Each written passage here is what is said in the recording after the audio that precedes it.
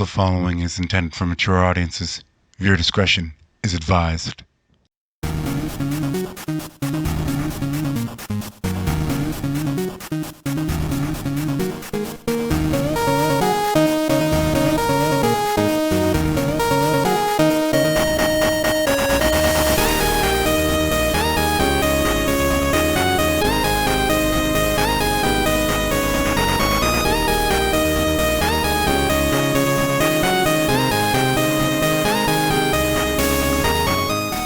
Now it's been a minute. So before we get into the video proper, I'm gonna do a couple of announcements. First, let's start with my gaming channel, which is mostly tabletop, but it's a little intriguing instance where we're playing D&D, doing some reactive storytelling, and having some fun with it. On the same note, you can find me on Saturdays at about 6 o'clock p.m. Eastern playing on Dice Dork's channel, where we're playing Dice Dorks in Danger. It's a Star Wars D6 game. I'll put the plug on a card now. Let's get to the main event. Yeah, we're back. It's been quite some time, but we're here with part 4 of What If Dante was an MHA. So, let's get it going, eh? Last time we left our hero asking a certain blonde a question. Her name. Hello there, Dante. The name is Trish. Trish shook Dante's hand and began appraising him. Nice grip. And what exactly do you think I am? Anyway, Trish attempted to deflect Dante's statement, but Dante wasn't having it all. To make his case in point, he pointed at his Umbra Witch girlfriend. No need to put on a veil with me, Trish. You're a demon, and I get it. I don't get what your angle is, and personally, I don't care. So long as you don't endanger everyone here. They ain't like us. These are normal humans, and I'd like to keep them out of our world for as long as possible. Dante was laying down the law, and Trish got it. Doesn't mean she had to respect it. She'd attack him right now if she didn't know what would end in her expulsion. Dante seems to have the ear of the faculty. And then there's that witch he hangs around with. Trish was on edge here. Okay, I get it. You're important. No need to flex. Dante assures her that that was not what he was doing, an officer of faith. So long as you understand. Dante about face. He was gone before Trish could say anything. If she had to guess, Dante is probably human with some kind of demonic and angelic ancestry. That's an odd mix to have, but it can happen sometimes, can't it? Well, Trish was the last one to bring up that subject, knowing her own heritage. Trish shook her head and walked to the locker room. A few days later, All Might enters the room dynamically, but of course, let's go back in time for a bit, because we're not quite ready for that. All Might had a base training program for Konski laid down for, well, the week, and it was cleaning Dagobah Beach with minimal use of her quirk. This was about muscle training, and whenever she'd give him lip, she'd catch some hands. Her quirk control was amazing, but she still needed to focus on her body. The point in this was to make her someone that could stand on the same stage as Dante, not his sidekick. So, at Kotski's initial request, All Might took the kid gloves off, knowing that she had done some excruciating training with the Walpurgis family. Unfortunately, on the night of completing, a small group of demons showed up. All Might almost dispatched them himself, but thought better of it. This could be a good chance to see Kotsky's progression.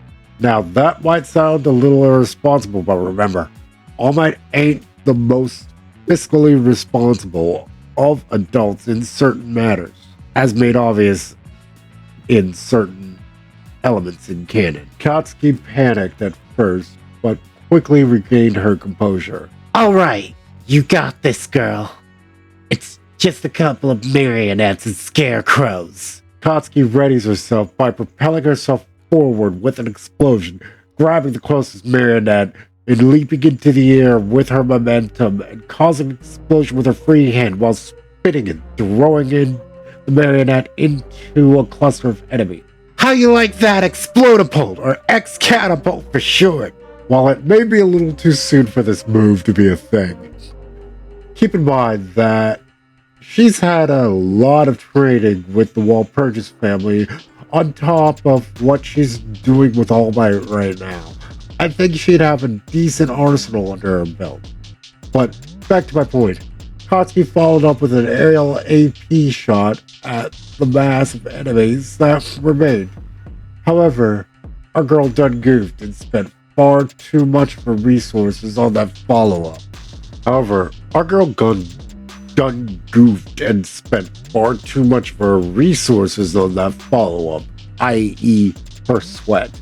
While she was plenty sweaty thanks to the training, she did not have her support equipment on her, so I'm gonna say she blew her tank on that attack. To be real, I rolled a few dice on it to keep it somewhat random, but honestly, I still stand by the decision. Especially in a world where Dante, Jean, and Bayonetta exist on top of angels and demons. When you look at it that way, Kotsky is in for a wild ride. But back to the point, yeah. This is the point that Toshinori has to step in. Feeling the energy from Kotsky's fight, he's gonna do a move he hasn't done in a minute. All Might leaps into action while Kotsky is still airborne by taking to the sky himself, building up momentum as he begins spinning and connects with the scarecrow with a powerful right hook. California Smash! All Might wasn't having it. Not at all. You do not harm his students. All Might catches Kotsky while with a concerned smile. She was out of it and her clothes were absolutely wrecked. With Toshinori takes off his shirt and puts it on her without missing a beat. I mean, come on. All Might's a freaking Boy Scout. I see a lot of myself in you, girl. Sometimes it makes me wonder what my life would be like if I ever settled down.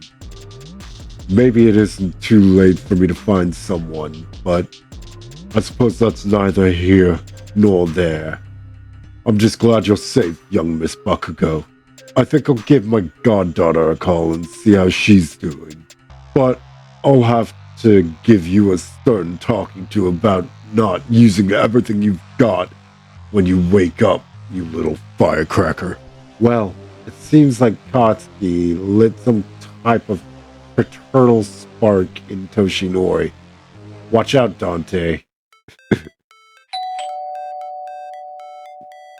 Mitsuki took one look at Kotsky's state of dress and didn't even think to question Toshinori. I mean, come on, he's All Might. A group of demons spawned in the area we were training in. Kotsky took care of quite a few of them in an explosive manner. If you don't mind me staying over, I need to have a few words with her. None too harsh, I assure you, Mrs. Bakugo. Mitsuki giggles. It's nice to see that my daughter is letting someone fill the void her father's death caused. Toshinori looked startled for a moment, then remembered about this information. Ah, yes, he was a casualty in the Quake event. Bayonetta said there may have been some mystic involvement. She wouldn't give me the exact details on this, so I'm guessing that it either had to do with demons, angels, warlocks, sorcerers, or all of the above. Mitsuki was surprised at what Toshinori had to say. Come now. I'm Japan's #1 hero. Of course I'd be in the know of these things. While Purchase family seemed to be doing a lot for her. I don't want to imagine what her life would be like without Dante in it. Mitsuki goes to the fridge and grabs a whole case of beer. Haven't entertained a gentleman caller in a while, so pardon me if my beverage selection isn't up to snuff. Toshinori gave an approving glance at her selection. Didn't take you for a dark lager kind of gal. Mitsuki puts the cold glass to his cheek. Please. It's just Mitsuki as far as you're concerned. You're too important to my baby girl for you and I to not be on at least the first name basis. Toshinori. Toshinori gave an affirmative nod and started killing the case with Mitsuki. He knew his limits, and this was not going to get him anywhere near there. Katsuki woke up to the sounds of her mother laughing and talking happily. She got up to check it out and noticed All Might was sitting next to her on the couch drinking beer of all things. Well, it was about time her mother got out there and made a new friend, but what if this turned into something more than that? As Katsuki rolled that thought in her mind, she realized that there were worse people to have in her life in that capacity. She took a good hard look at the grins on both their faces. Good luck, you two. Katsuki snuck back to her room and heard nothing but the two of them talking about this and that. At the very least, they seem to be getting on well enough. Only time will tell where this is gonna go. Later on the next day, Mitsuki and Toshinori, along with Jean, had a united front against Katsuki for a lecture about balancing her resources. While yes, the flashy move was awesome, she should have thought about the fact that she didn't have her support equipment on her and where that would have left her. But Toshinori didn't seem to be tearing into her about it. No, Jean did that for him, and he was left with the position of good cop. Young lady, you know better. I can understand your eagerness to impress your teacher, but you should have thought about it, unless you calculated the fact that All Might was right there. Jean was attempting to throw Katsuki a life preserver, but the look on her face made it clear that her statement was incorrect. I see. You got caught up in the moment.